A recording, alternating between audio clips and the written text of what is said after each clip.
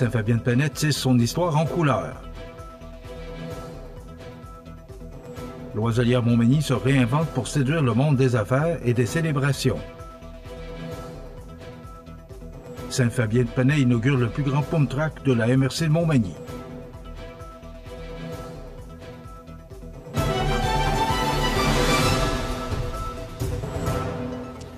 Mardi, dernière journée du mois de septembre. C'est aujourd'hui le 30. Bonjour, mesdames et messieurs, et bienvenue à votre bulletin d'actualité sur le réseau de télévision CMA TV. À Saint-Fabien-de-Pennet, les Journées de la culture ont pris une tournure toute spéciale le 28 septembre dernier avec le dévoilement de l'œuvre « Tissons les couleurs de notre histoire ». Réalisée dans le cadre du programme Fou du français de l'Union des municipalités du Québec, cette création originale transforme l'espace public en véritable lieu de mémoire et de rassemblement. Signée par l'artiste Miguel Forest, l'œuvre est une murale textile monumentale installée au Parc de la Reconnaissance. Conçue à partir d'une structure métallique convertie en métier à tisser géant, elle prend vie grâce à l'entrelacement de cordes colorées. Chaque fil symbolise les liens entre génération, culture et histoire qui composent la richesse de la communauté. Au-delà de sa dimension artistique, cette réalisation s'est transformée en un projet collectif. Amorcée par l'artiste, elle a été complétée par les citoyens eux-mêmes, invités à participer lors des Journées de la culture. Résultat, une œuvre vivante, inclusive et profondément rassembleuse qui illustre comment la langue et la culture se tissent au quotidien.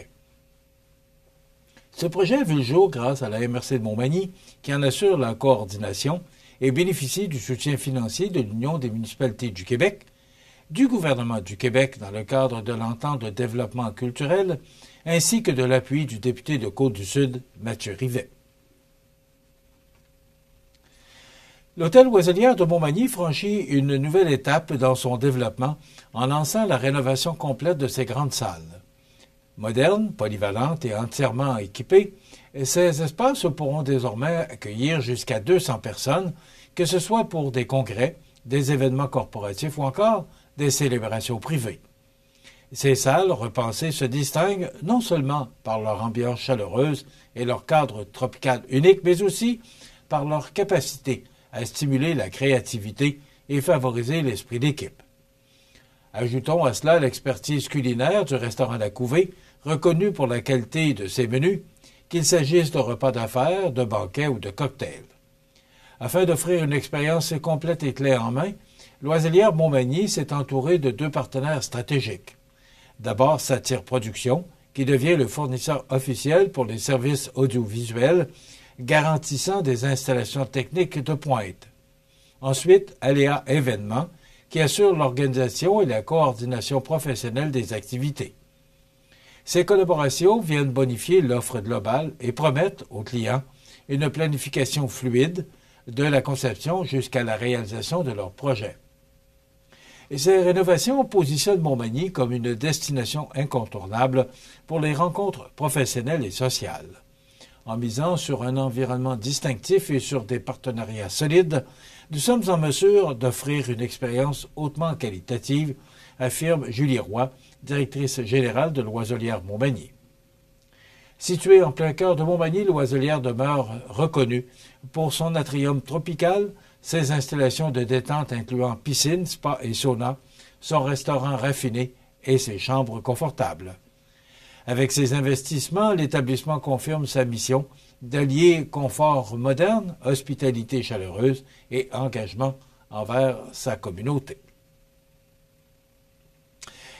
Saint-Fabien-de-Pennet inaugure le plus grand pump track de la MRC de Montmagny. Tous les détails après la pause. Le restaurant Pizzeria Porto Bellissimo, un incontournable à Saint-Jean-Port-Joli. Pizza débordante de garniture, menus variés et abordables. Délicieux desserts avec des produits de grande qualité des gâteries de l'Ami. Porto Bellissimo et les gâteries de l'Ami, route de l'église à Saint-Jean-Port-Joli. Pour bien commencer la journée, visitez votre dépanneur Ultramar Marché Express. Faites le plein de café et de viennoiserie et profitez-en pour vous gâter. Vos 3 dépanneurs Ultramar Marché Express à Montmagny, Berthier et Saint-Pierre vous accompagnent tout au long de la journée.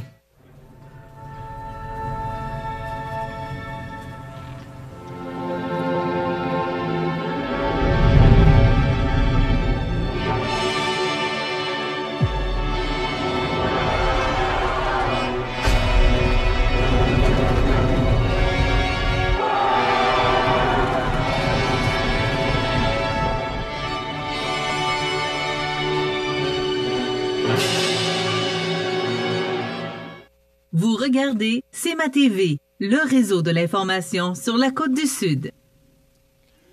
La municipalité de Saint-Fabien-de-Panay vient de franchir une étape importante en inaugurant officiellement son tout nouveau Pump Track, désormais le plus vaste de la MRC de Montmagny. Cette installation moderne et polyvalente se veut un lieu incontournable pour les amateurs de vélo, de planches à roulettes, de trottinettes et de patins à roulettes. Mais, au-delà du sport, l'endroit offre aux familles et aux jeunes un espace sécuritaire et stimulant pour bouger, se divertir et se rassembler. La mairesse de Saint-Fabien-de-Panay, Gladys Mercier, n'a pas caché sa fierté lors de l'inauguration. Elle a souligné que ce projet est le reflet de la volonté municipale d'offrir des infrastructures de qualité à la population, tout en dynamisant le milieu de vie.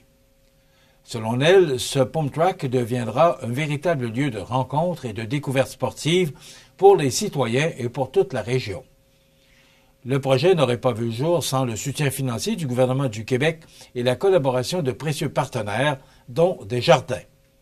Pour Gilbert Caron, président du conseil d'administration de la Caisse de jardins de la MRC de Montmagny, ce type d'investissement contribue directement à améliorer la qualité de vie des familles et des jeunes, tout en favorisant de saines habitudes de vie. Avec cette réalisation, Saint-Fabien-de-Panay s'affirme comme un acteur régional dynamique en matière de loisirs et de mise en valeur de son territoire. La promenade gourmande 2025, organisée par Tourisme Montmagny-les-Îles, a une fois de plus séduit les visiteurs en mettant en valeur le savoir-faire des artisans et producteurs locaux.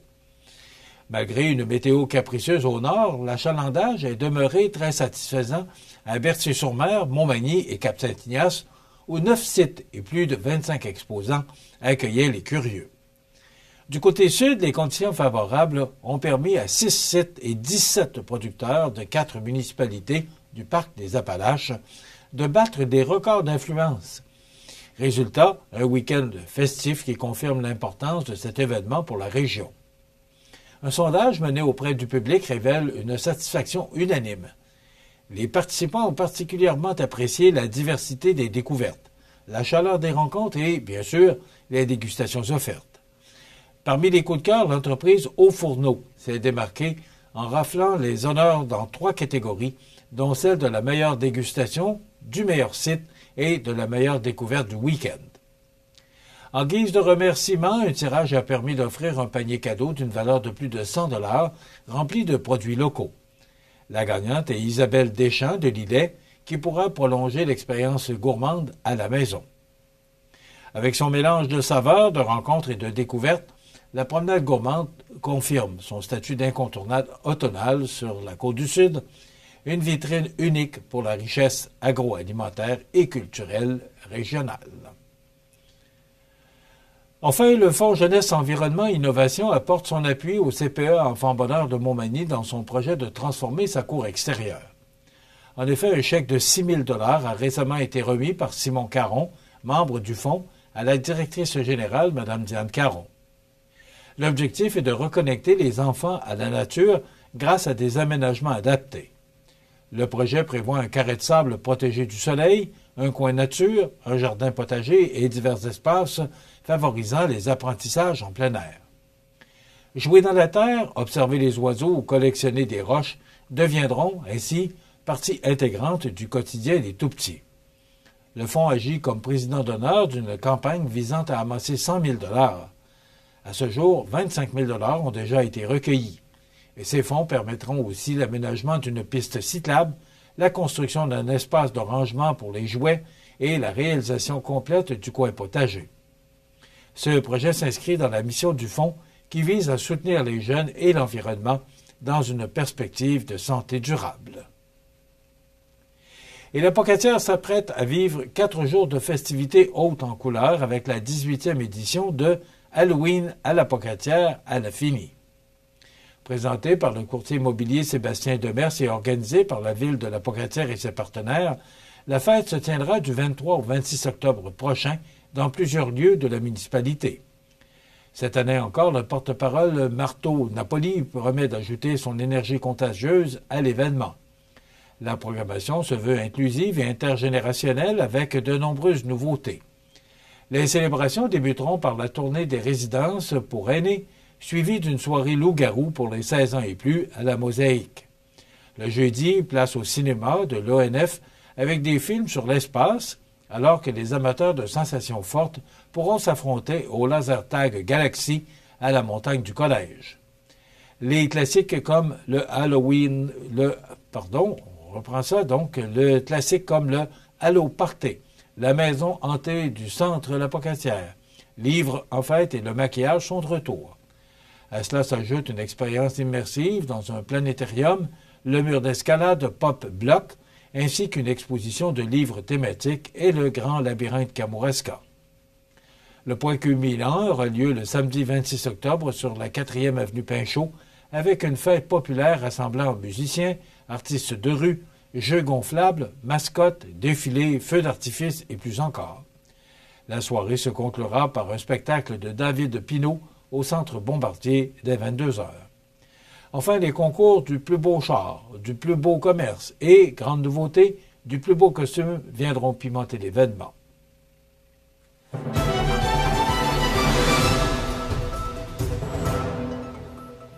Au sport, la formation de l'Everest de la Côte-du-Sud a connu une fin de semaine parfaite avec 2 victoires importantes, d'abord à domicile contre les Condors de Beauce-Appalaches, puis sur la route face au Phoenix de Montréal. Vendredi soir, devant ses partisans, l'Everest l'a emporté 4-3 grâce à un but décisif de Joey Pelletier, natif de Saint-Pamphile. Le jeune attaquant a profité d'une brillante manœuvre du défenseur Tristan da Silva pour sceller la victoire. Auparavant, Xavier Fournier et Marc-Olivier Roy avaient marqué, ce dernier signant un retour au jeu remarqué. Les Condors avaient pourtant résisté avec des filets de Martis Lapointe, Charles-Étienne Lemay et Yann Rivière, mais l'Everest a su reprendre l'avantage au bon moment. Le lendemain, à Montréal, l'Everest a offert un véritable festival offensif en disposant du Phoenix par la marque de 7-2. Dès le début, Tristan da Silva, encore lui, a ouvert la marque en avantage numérique avant qu'Antoine Carbonneau ne réussisse son premier but en carrière. Noah Woodard, Thomas Lacroix et Xavier Fournier ont également fait scintiller la lumière rouge, tout comme Joey Pelletier, auteur d'un deuxième but en autant de matchs.